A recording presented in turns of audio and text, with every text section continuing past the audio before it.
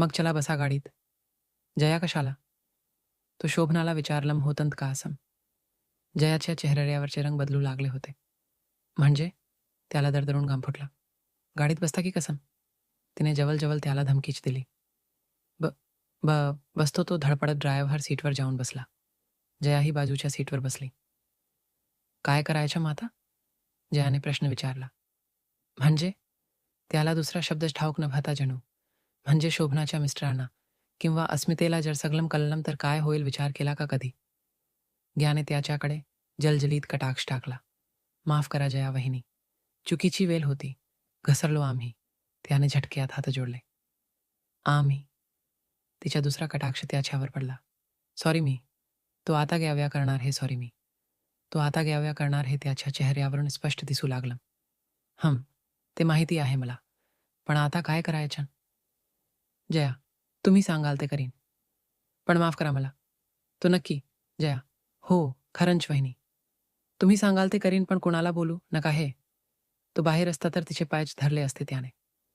चला मग, सगळ्यांसमोर शोभनेच्या मिस्टरांची आणि अस्मितेची आणि शोभनेचीही माफी मागायची तुम्ही. जया काय बोलताय वाहिनी तुम्ही? तो नाही जमणार का? जया कथितपणे हसत होती. परिणाम काय होतील विचार तर करा वहिनी. तो गयाव्या करत होता. तुम्ही केला होतात का हा विचार? तेव्हा? जया फुतकारली. पण त्याची एवढी मोठी शिक्षा नका देऊ. पाया पडतो तुमच्या. तो मग ज्याने चेंडपणा त्याच्या कोर्टात टोलावला. बाकी काहीही सांगा. तिने आता जीव द्यायला सांगितलं असतं तर त्याने तेही केलं असतं. ठीक आहे चला गाडी चालू करा आणि समोरच्या गार्डनच्या पार्किंगमध्ये घ्या. जया.